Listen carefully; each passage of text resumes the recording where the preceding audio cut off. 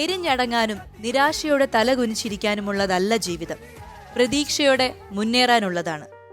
നല്ല ചിന്തകളോടെ കരുത്തുറ്റ മനസ്സോടെ ജീവിതയാത്ര തുടരാം. ഇത് red carpet. So let's begin the show. This is red carpet. ഇന്നത്തെ നമ്മുടെ റെഡ് കാർപ്പറ്റിന്റെ അതിഥികൾ എന്ന് പറഞ്ഞ താര ദമ്പതികൾ എന്ന് തന്നെ പറയാം. പാട്ട് പാടിത്തരാൻ ഒരാളുണ്ട്, ഡാൻസ് ചെറുതായിട്ട് നമുക്ക് ഡാൻസ് കാണിച്ചു തരാൻ ഒരാളുണ്ട്. അങ്ങനെ ഒരു കലാ കുടുംബമാണ്. വളരെയധികം സ്നേഹത്തോടെ സ്വാഗതം ചെയ്യാം സുദീപ് ആൻഡ് സോഫിയ. സുദീപ്,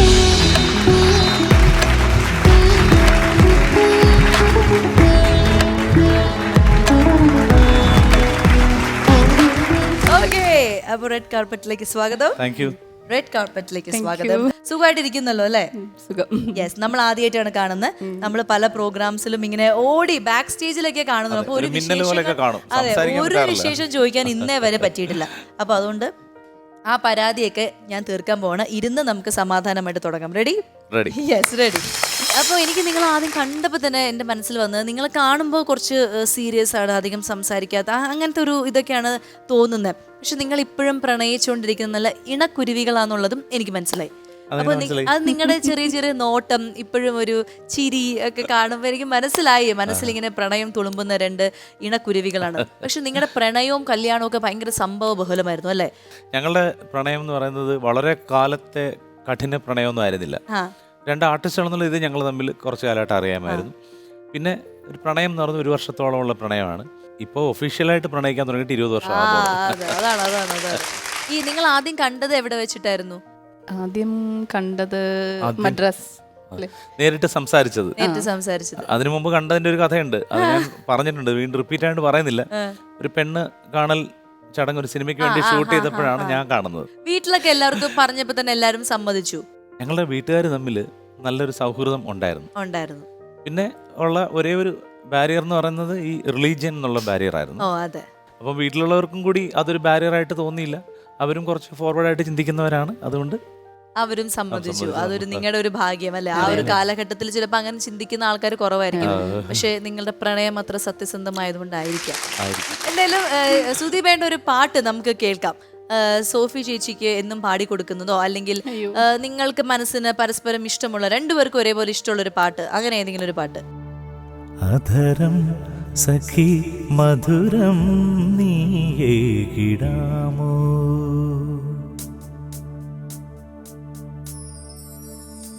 അധരം സഖി മധുരം നീയേകിടാമോ, മിഴിയാം കടൽ തിരയിൽ ഞാൻ നീന്തി വന്നു, ഹൃദയം നിൻമണിമാറി ഒരു ഹാരം പോൽ ചൂടാം, വരുനീരാകലോലേ.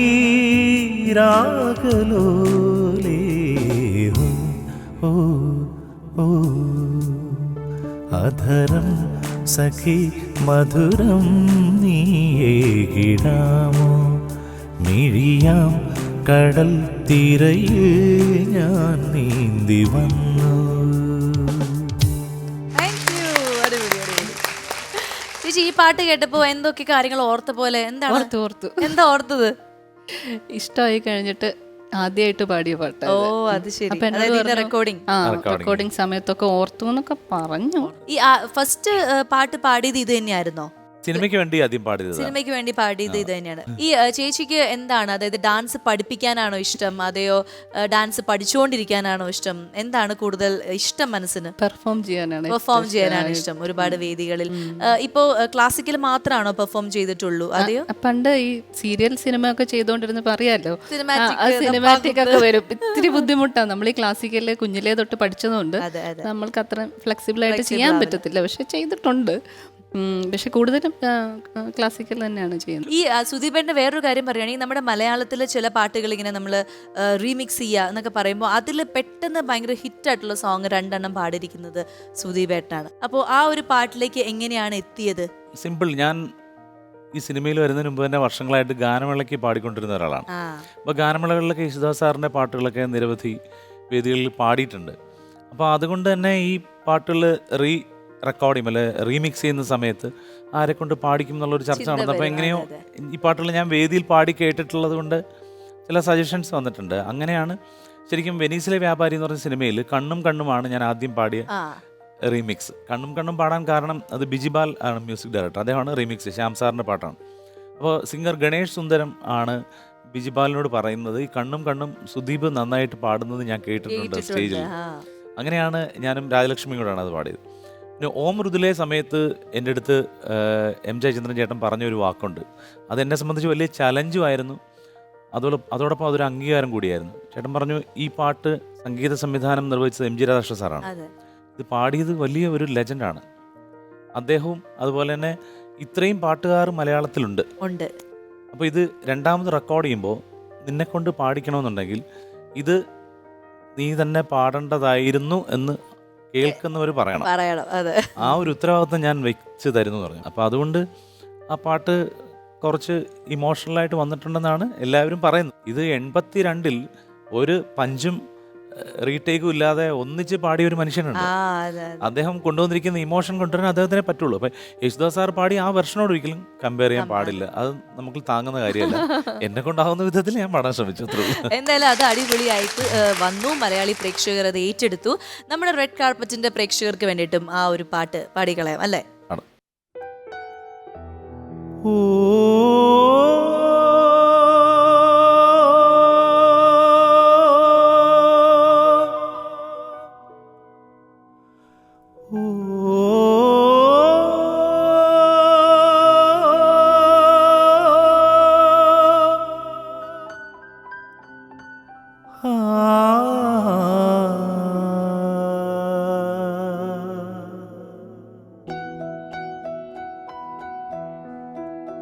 മൃദുലേ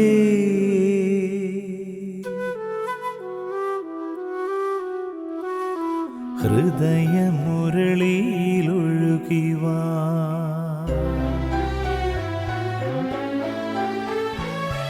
യാമിനി തൻ മടിയിൽ മയങ്ങുമി ചന്ദ്രികയിലലിയാ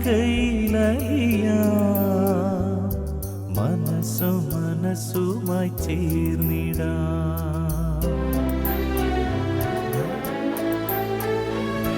യാമിനി തൻ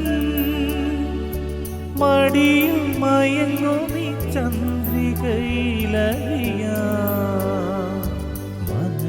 മനസ്സുമായി ചേർന്നിടാ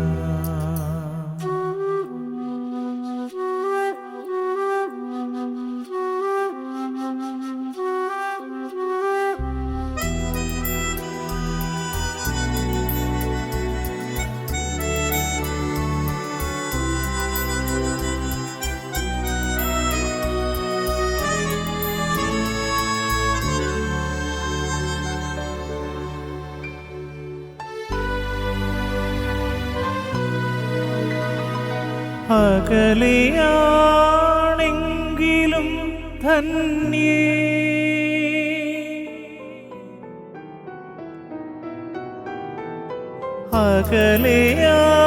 അകലെയാണെങ്കിലും ധന്യേ നിൻ സ്വരം ഒരു തേങ്ങലായി നിറയും ഓ മൃദുലേ ഹൃദയമുരളിയിലൊഴുകിവാ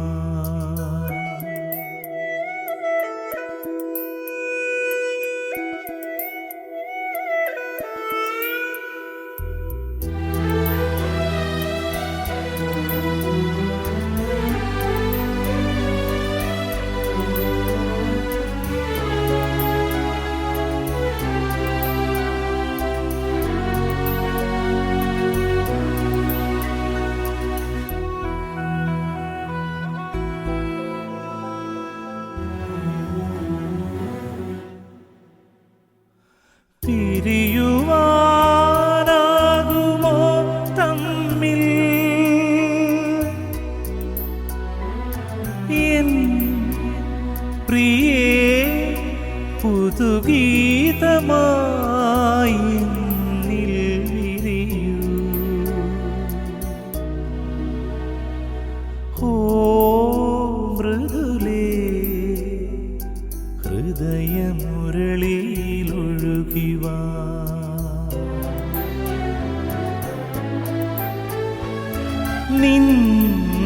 നിഴലായി അലയും പ്രിയനെ മറന്നുവോ മൃദുലേ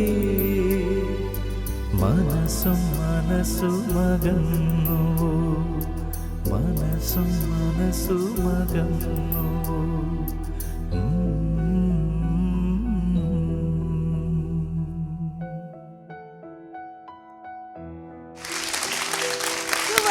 താങ്ക് യു. എന്തായാലും നമുക്കൊരു ഗെയിമിലേക്ക് പോയാലോ?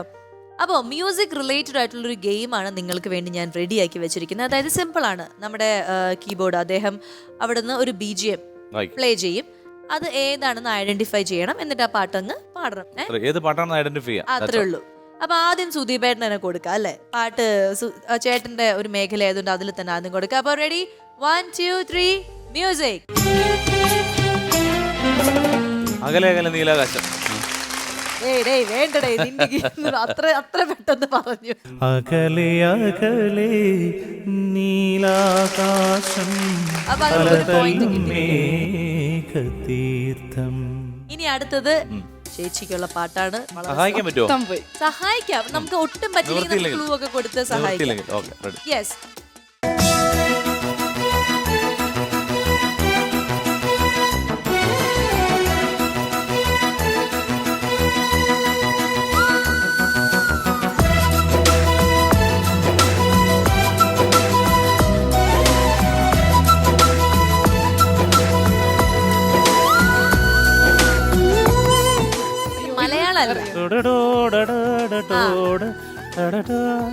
അതിന്റെ അടുത്ത ഫ്ലൂട്ട് അങ്ങനെ വരും. ദേവാനന്ദ്. അതെ, കരിമിഴിക്കുരു. ആണോ? കാരണം അതിന് മുമ്പത്തെ വരി എല്ലാ വരികളും ശ്രദ്ധിക്കണം. ആനച്ചമയം, ആ പാട്ട്. അതായത് കരിമിഴിക്കുരു. ചേട്ടൻ എന്ത് പറയണു? കരിമിഴിക്കുരു. എന്നാൽ അതല്ല. അല്ലല്ലേ? ബാക്കി പാട്ട് പ്ലേ ചെയ്യൂ ചേട്ടാ.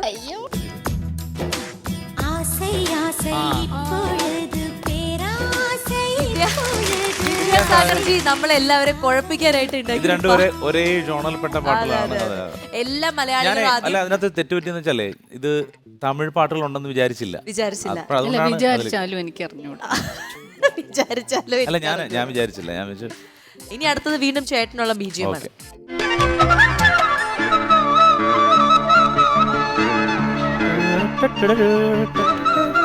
ഓക്കെ. ആറ്ററമ്പിലെ കൊമ്പില്. ആണോ? ആ ഓക്കെ. ആറ്ററമ്പിലെ കൊമ്പില്. ആ പാടുന്ന.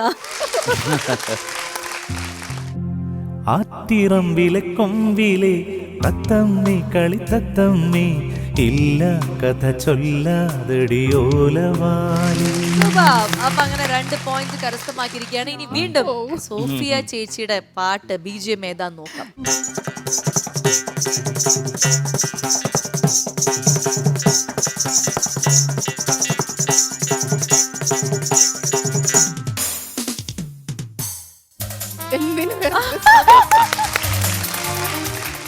കണ്ടോ, ഡാൻസ് പഠിച്ചതിന്റെ ഗുണം കണ്ടോ? ഡാൻസ് പഠിച്ചത് ശോഭന കുഴഞ്ഞു വീഴുന്നു. യെസ്. അപ്പൊ അങ്ങനെ ഒരു പോയിന്റ് കിട്ടിയിരിക്കുകയാണ്. ഇനി വീണ്ടും ചേട്ടന്റെ ഇതാണ്. ഇപ്പൊ ചേട്ടൻ ഇങ്ങനെ മുന്നേറിക്കൊണ്ടിരിക്കുകയാണ്. റെഡി.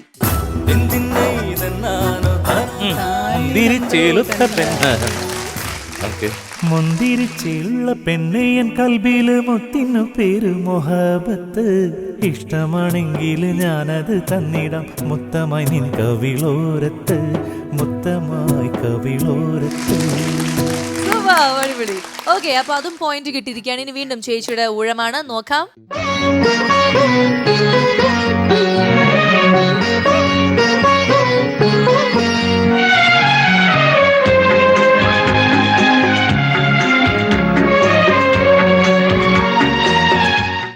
മുത്തുമണി മുത്തുമണി തൂവൽ തരാം. മുത്തുമണി, അങ്ങനെ ഒരു പാട്ടുണ്ടോ? മുത്തുമണി തൂവൽ തരാം. ഇനി വീണ്ടും ചേട്ടന്റെ ഇതാണ്.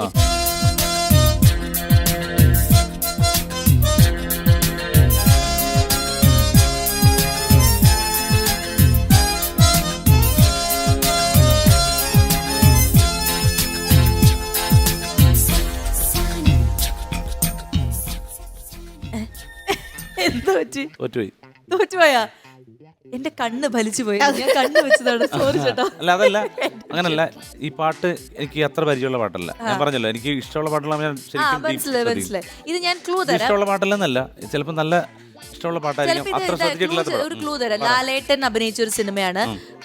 എന്താ പറയാ, ഒരുപാട് കവർ സോങ്സ് ഇപ്പൊ റീസെന്റ് ആയിട്ട് ഈ പാട്ടിന്റെ ഇതിൽ വന്നിട്ടുണ്ട്. എനിക്ക് മനസ്സിലായി പാട്ട്. എനിക്ക് മനസ്സിലായി. നാടോടി പൂന്തിങ്കൾ.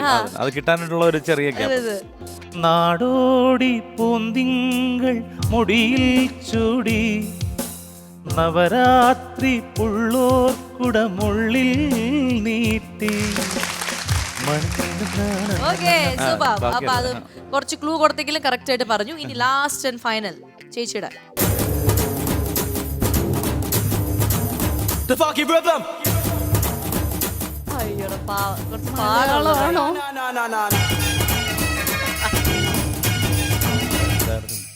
ഇതൊരു ഒരു പ്രത്യേക ജോണറിലുള്ള പാട്ടാണ്.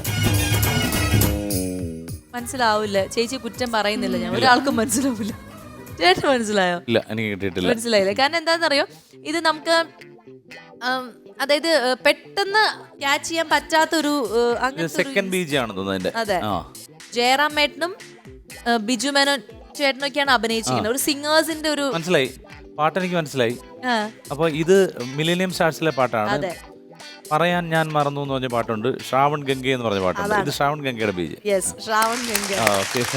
അത് പാട്ട് പാടാൻ പറ്റുമോ? ശ്രാവൺ ഗംഗേ സംഗീത ഗംഗേ താൻ സന്മോളും ഭൈരവി പോലെ മീരാ പ്രഭുവിൻ ബാസുരി പോലെ. അത് ചേച്ചിക്ക് എന്തായാലും നല്ല ടഫ് ആയിരിക്കും. എന്നാലും കുഴപ്പമില്ല, വളരെ മനോഹരമായിട്ട് കട്ടയ്ക്ക് നമ്മുടെ സുദീപേണ്ട കൂടെ നിന്ന് ഒരുവിധം എല്ലാത്തിനും ആൻസർ പറഞ്ഞു. എന്നാലും ഈ ഗെയിമിൽ ജയിച്ചിരിക്കുന്നത് നമ്മുടെ സ്വന്തം സുദീപേട്ടനാണ്. താങ്കളുടെ ആ സ്വീറ്റ് സമ്മാനം എടുത്തിട്ട് ഞാനിപ്പോ വരാം. ഓക്കെ,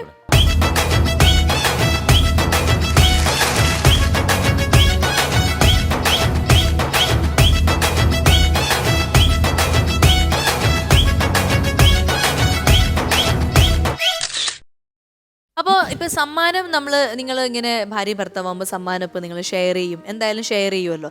അതേപോലെ ചേച്ചിയുടെ പണിഷ്മെന്റും കൂടി താങ്കളും കൂടി ഒന്ന് ഷെയർ ചെയ്യണം. കാരണം രണ്ടുപേരും ഒരുമിച്ച് നിന്നാൽ ഇത് ഒരു വിജയകരമാവുള്ളൂ. കുറ്റകൃത്യത്തിന് കൂടെ നിന്നതിന്. അതെ, കൂടെ നിന്നതിന്.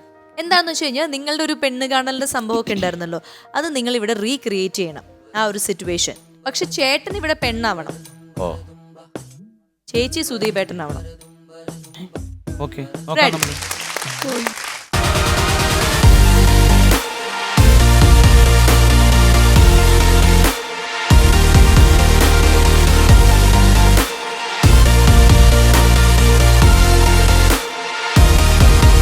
നന്നായിട്ട് നോക്കിക്കൊള്ളണം കേട്ടോ.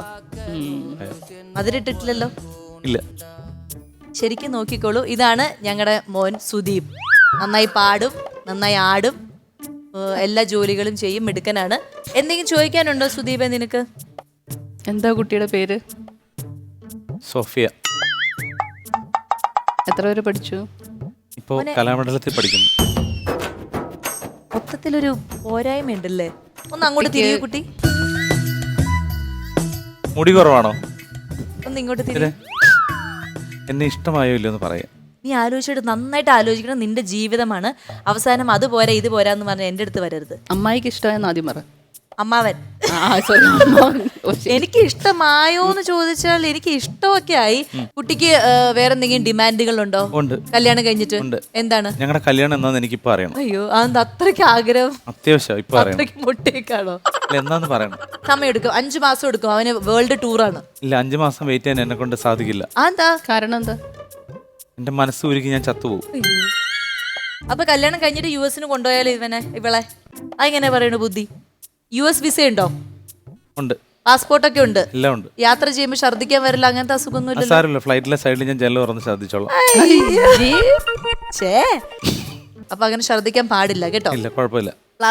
എനിക്കിപ്പോ കല്യാണം എന്താണെന്ന് അറിയണം, അതാണ് എന്റെ. അപ്പൊ അങ്ങനെയാണെങ്കിൽ ഇതിപ്പോ ജൂൺ അല്ലേ ഇത്? നമുക്ക് ജൂലൈ 10-ാം തീയതി അങ്ങ് കെട്ടാം. ഇല്ല, അത്ര ബുദ്ധിമുട്ടാ. എന്നാ നാളെ തന്നെ കെട്ടാം. നാളെ പറ്റത്തില്ല, ഇന്ന് പറ്റുമോ? ഇന്ന് പറ്റുമെന്ന്.